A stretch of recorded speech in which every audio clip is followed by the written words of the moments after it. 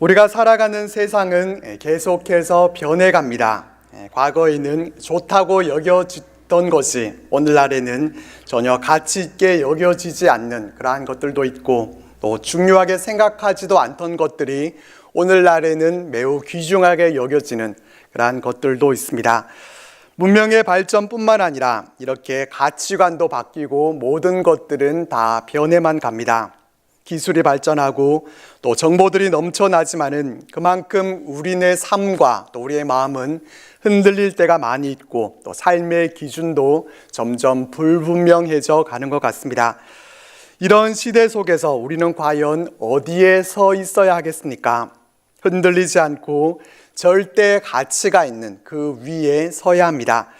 공간과 상황이 바뀌고 또 세월이 지나더라도 절대로 바뀌지 않는 것 위에 서야 합니다.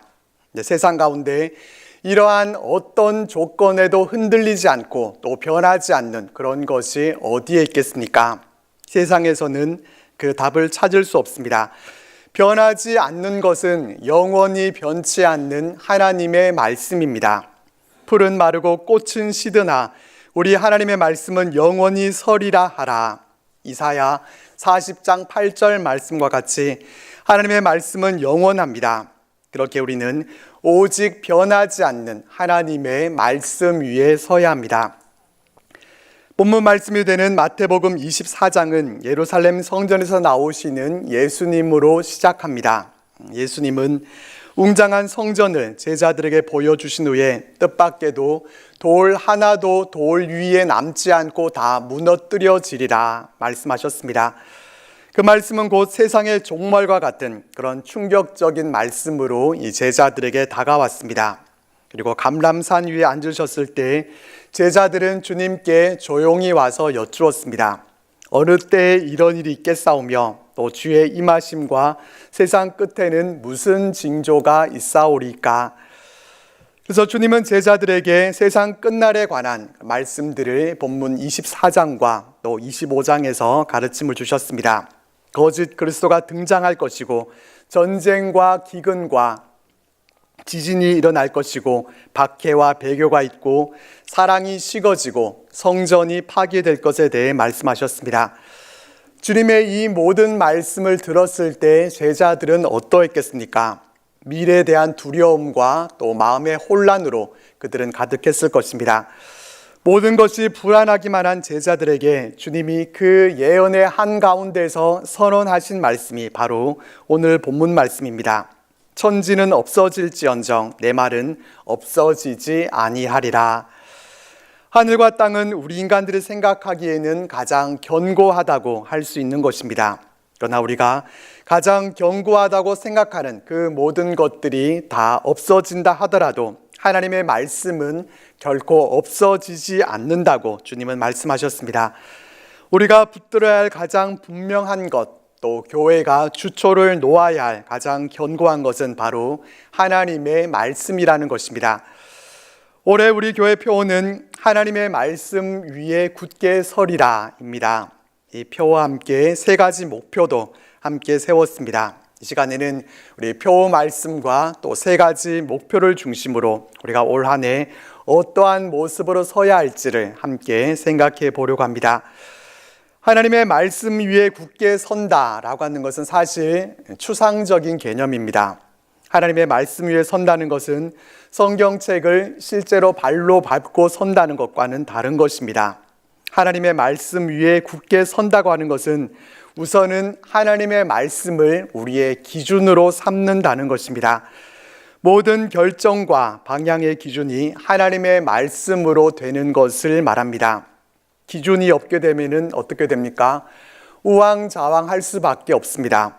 그래서 운동장에서 정렬을 하고 또 줄을 맞출 때에도 한 사람을 지목해서 그 사람이 기준이 되면은 그 사람을 기준으로 해서 양팔 간격이나 또 반팔 간격으로 그렇게 해서 줄을 맞출 수가 있습니다. 그와 같이 우리 믿음 생활에서도 기준을 잃게 되면은 무엇이 참인지 또 무엇이 거짓인지 분별하지 못하게 되고, 또 어느 방향으로 나아가야 하는지 그 방향조차도 알 수 없게 됩니다. 하나님의 말씀은 이런 우리들에게 기준이 되어줍니다. 중요한 결정을 해야 되는데 결정하지 못하고 있는 일들이 혹시 우리에게 있습니까? 어떻게 해야 할지 방향성을 찾지 못하고 있는 그런 일들이 있습니까? 하나님의 말씀을 펼쳐들고 하나님의 말씀은 어떻게 말씀해 주고 계신가 하는 것에 대해서 우리는 귀 기울일 수 있기를 바랍니다. 그리고 하나님의 말씀이 지도해 주시고 이끄시는 길로 나아갈 수 있기를 바랍니다. 또한 하나님의 말씀 위에 굳게 선다는 것은 하나님의 말씀을 기초로 해서 그 위에 터가 견고해지고 성장해 나간다는 뜻입니다. 교회가 말씀 위에 세워지는 것은 교회의 본질을 붙들고 기본으로 돌아가는 것이고, 이 기초가 잘 돼 있을 때 교회의 본연의 사명을 잘 감당해 갈 수 있게 되고 더욱 견고하게 세워질 수 있습니다. 기초 공사가 튼튼하게 되어지지 않았는데 어떻게 웅장하고 또 좋은 건물이 세워질 수 있겠습니까? 기초 과정조차도 마치지 못했는데 어떻게 훌륭한 운동선수가 세워질 수 있겠습니까? 그렇기 때문에 하나님의 말씀이 우리의 신앙과 또 우리의 삶의 기초가 되어야 합니다. 우리 교회가 사람의 생각이나 또 시대의 유행이나 다른 어떤 것 위에가 아니라 하나님의 말씀을 주춧돌로 삼고 그 위에 굳게 세워져야 더욱 든든하게 서서 이 시대 가운데 우리에게 주신 사명을 잘 감당해 나갈 수 있게 되고, 또한 하나님께 쓰임받는 복된 교회가 될 수 있습니다. 그래서 올해는 하나님의 말씀을 더욱 강조하고 또 하나님의 말씀을 묵상할 수 있도록 또 하는 일에 더 집중하려고 합니다. 올 한 해 동안 말씀으로 시작하고 말씀으로 걸어가고 또 말씀으로 마치는 그러한 교회가 되어서 하나님이 기뻐하시는 교회가 되고 또 하나님께 영광 돌리는 우리 교회가 되기를 소망합니다. 그러면 하나님의 말씀 위에 굳게 서서 우리가 해야 할 일은 무엇입니까? 먼저 우리는 첫 번째 표와 같이 말씀을 배우고 사랑하는 교회가 되어야 합니다. 말씀 위에 굳게 서려면은 하나님의 말씀부터 사랑하고 또 잘 배워 나가야 합니다. 내일부터 시작되는 신년 특별 새벽 기도에는 모두 말씀에 초점을 맞춰서 말씀을 나누게 될 것이고, 또 다음 주일부터 신년 말씀 집회가 있습니다. 그리고 다음 달에는 하나님의 말씀을 묵상하는 제2기 큐티 세미나가 예정되어 있습니다. 하나님의 말씀을 배우고 알아가는 일에 우리는 우리의 마음을 쓸 수 있어야 합니다.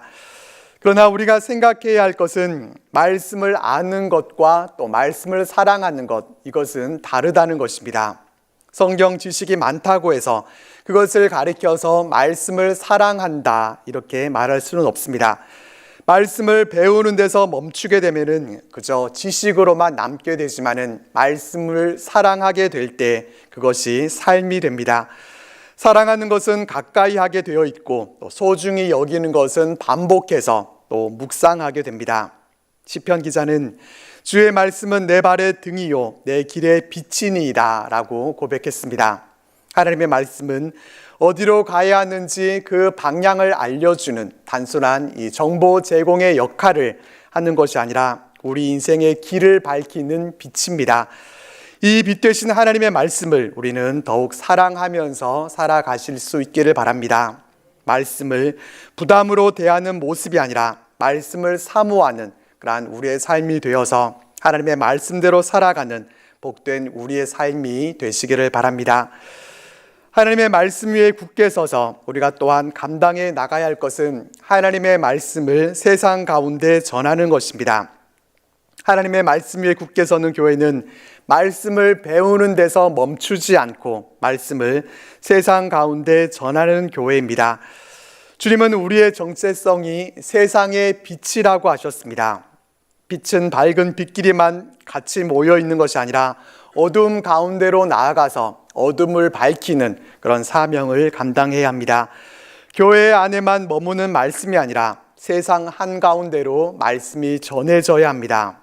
하나님의 말씀을 전한다는 것은 단지 입으로만 전도하는 것을 의미하지 않습니다.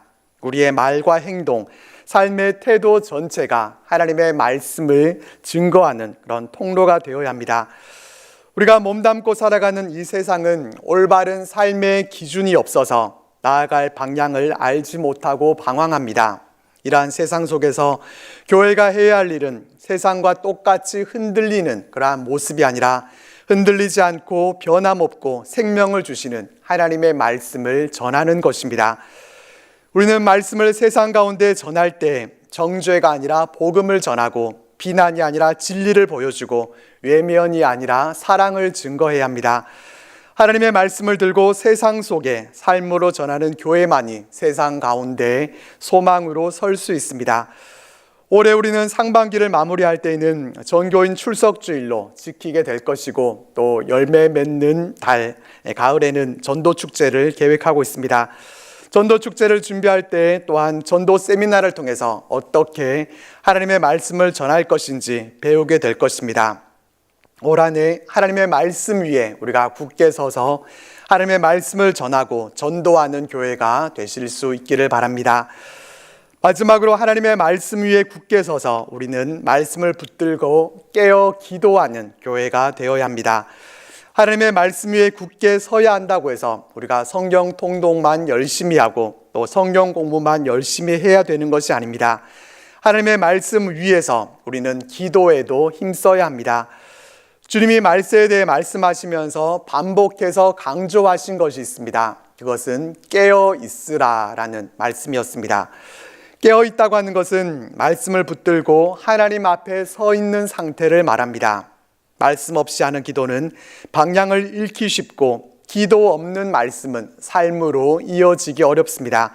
말씀과 기도는 항상 함께 가야 하고 함께 갈 때에 능력이 있게 됩니다.